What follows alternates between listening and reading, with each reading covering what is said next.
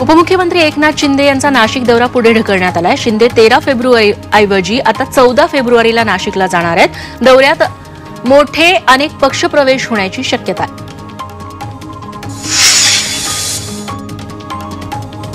एकनाथ शिंदे यांनी आपल्याच मुलाचं उदाहरण देत श्रीकांत डॉक्टर आहे, त्याने अनेक ऑपरेशन केली, मात्र मी डॉक्टर नसतानाही मोठी ऑपरेशन्स केली असं वक्तव्य केलंय। विशेष म्हणजे यावेळी त्यांनी मला हलक्यात घेऊ नका असा इशाराही दिलाय। त्यामुळे शिंदेंचा रोख नेमका कुणाकडे याची उत्सुकता लागली आहे। अशोक चव्हाण यांची काँग्रेस नेतृत्वावर त्यांनी टीका केली आहे। आरोप झाल्यावर लगेच राजीनामे घेण्याची काँग्रेसची पद्धत चुकीची आहे। राजकारणातून उद्ध्वस्त करण्याचा प्रयत्न त्यावेळेस आपल्यासोबत झाला असं विधान खासदार अशोक चव्हाणांनी केलंय। संजय राऊतांनी तानाजी सावंतांना खोचक टोला लगावलाय। हा त्यांचा कौटुंबिक प्रश्न आहे, मात्र श्रीमंताची मुलं बँकॉकला पळून जातात तर गरिबांची मुलं रेल्वेने पळून जातात असं राऊत म्हणाले।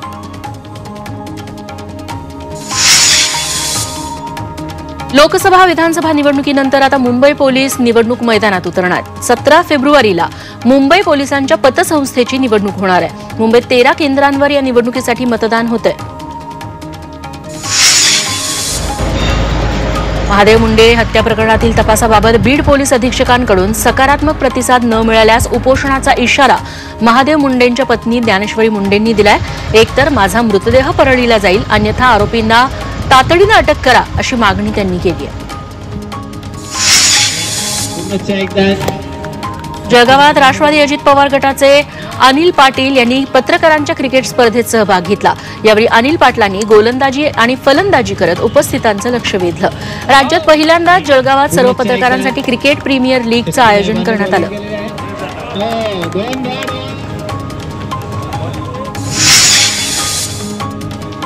साताऱ्यातील छत्रपती शिवाजी महाराज संग्रहालयात छत्रपती शाहू महाराजांचा बिचवा आणि शिवकालीन एकधारी आणि पाचधारी वाघनख ठेवण्यात आली। या संग्रहालयात अनेक इतिहासकालीन शस्त्र ठेवण्यात आली। एफआरपीच्या निर्णयाबाबत गुरुवारी पुन्हा हायकोर्टात सुनावणी होणार आहे। एफआरपी संदर्भात सरकारला निर्णय घेण्याबाबत न्यायालयानं 13 तारखेपर्यंत मुभा दिली आहे, तर न्यायालयानं सरकारच्या कारभारावर नाराजीही व्यक्त केली आहे।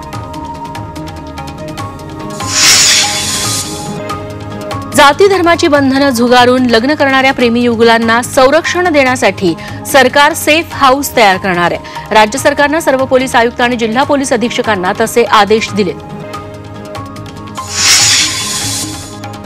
देशातील 15 वर्ष जुन्या रिक्षा, टॅक्सी, बससह सर्व चारचाकी वाहनांच्या पुनर्नोंदणी शुल्कात वाढ करण्यात आली आहे। केंद्र सरकारनं त्याबाबत GR काढलाय।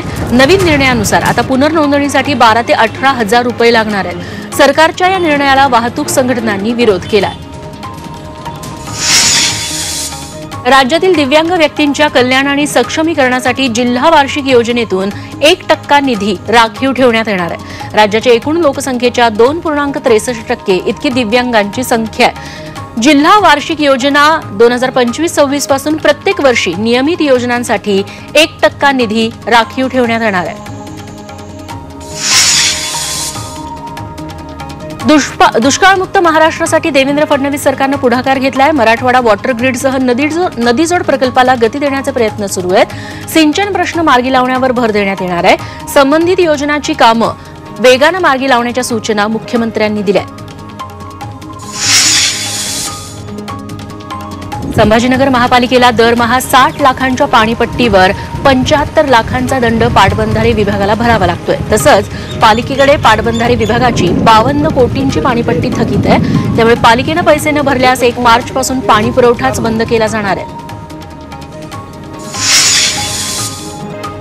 प्रयागराजमध्ये सुरू असलेल्या महाकुंभ मेळ्यात सहभागी होणाऱ्या भाविकांची संख्या दिवसेंदिवस वाढतीये। नागपूर दानापूर कुंभमेळा दरम्यान 4 विशेष रेल्वे गाड्या सोडण्यात आल्यात। या जवळपास 30,000 प्रवाशांनी नागपुरातून कुंभमेळ्यासाठी प्रवास केल्याचा अंदाज आहे। उत्तर प्रदेशातल्या प्रयागराजमध्ये महाकुंभ मेळ्याच्या परिसरात नो व्हेइकल झोन लागू करण्यात आलाय। आज संध्याकाळी 5 वाजल्यापासून हा नियम लागू झालाय। फक्त आवश्यक वाहनांनाच आत प्रवेश मिळणार आहे, इतर वाहनांना नाही। उद्यापर्यंत तो नो व्हेइकल झोन लागू असेल।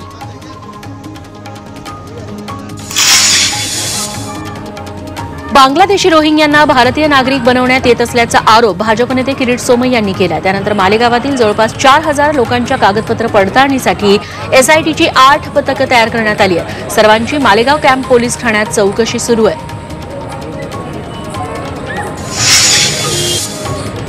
किरीट सोमय्या यांच्या तक्रारीनंतर तत्कालीन तहसीलदार, नायब तहसीलदार यांच्यासह 2 कारकुनांना निलंबित करण्यात आले। आता मालेगावातील एका वकिलावरही गुन्हा दाखल करण्यात आलाय। बनावट कागदपत्र तयार करण्यात वकिलाचा सहभाग असल्याचा संशय पोलिसांना आहे। कोल्हापुरातील विधानसभा निवडणुकीत पराभूत उमेदवारांनी हरकत घेतलेल्या मतदान यंत्रांची 21 फेब्रुवारीपासून पडताळणी करणार आहे। चंदगड आणि कोल्हापूर उत्तर विधानसभा मतदारसंघातील 10 मतदान यंत्रांचा यात समावेश आहे। मध्य प्रदेशचे मुख्यमंत्री मोहन यादव यांनी राज्यातील देवास जिल्ह्यातील 54 गावांची नावं बदलल्याची घोषणा केली आहे। यात ज्या गावांची नावं उर्दू अरबी भाषेत आहेत अशा गावांची नावं बदलली जातील। अयोध्येतील रामनगरी आणि काशी विश्वेश्वर या ठिकाणी भाविकांची प्रचंड गर्दी झाली आहे। प्रयागराजमध्ये 12 फेब्रुवारीला माघ पौर्णिमेच्या दिवशी 5वं शाही स्नान होणार आहे। त्यामुळे पवित्र गंगाकाठी भाविकांची गर्दी झाली। तुळजाभवानी मंदिराच्या गाभाऱ्याला तडे पडले। जिल्हाधिकाऱ्यांकडे पुजारी मंडळानं दुरुस्तीसाठी निवेदन दिले। निवेदनावर 5000 नागरिक आणि पुजाऱ्यांच्या स्वाक्षऱ्या करण्यात आल्या। वाशिममध्ये रस्त्यांची मोठ्या प्रमाणात दुरावस्था झाली आहे। या रस्त्यांवर मोठमोठे खड्डे पडले, त्यामुळे वाहन चालक आणि नागरिकांना त्रास सहन करावा लागतोय। त्यासाठी हा रस्ता दुरुस्त करण्याची मागणी आता स्थानिकांनी केली आहे।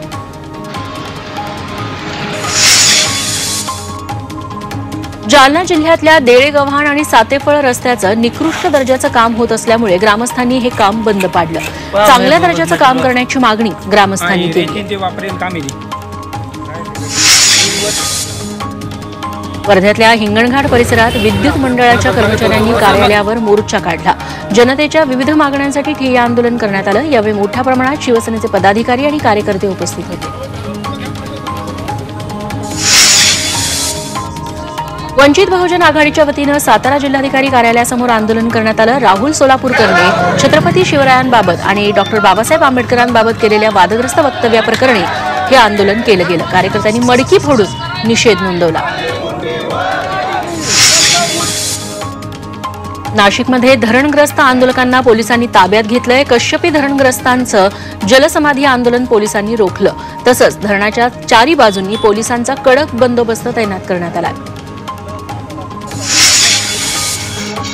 शेतकऱ्यांच्या विविध मागण्यांसाठी शेतकऱ्यांनी अर्धनग्न वारी सुरू केली आहे। हिंगोली जिल्हाधिकारी कार्यालयासमोर आंदोलन करत ही अर्धनग्न वारी मुंबईकडे रवाना झाली आहे। शेतकऱ्याच्या मालाला योग्य भाव देण्यात यावा, तसंच सरकारनं दिलेलं कर्जमाफीचं आश्वासन शासनानं पूर्ण करावं यासह इतर अनेक मागण्यांसाठी शेतकऱ्यांनी ही अर्धनग्न वारी काढली आहे।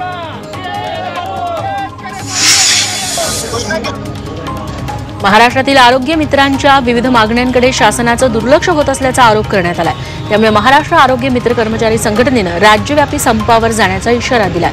18 फेब्रुवारीपर्यंत मागण्या मान्य करा, अन्यथा संपावर जाणार असल्याचा इशारा आरोग्य मित्रांनी दिलाय।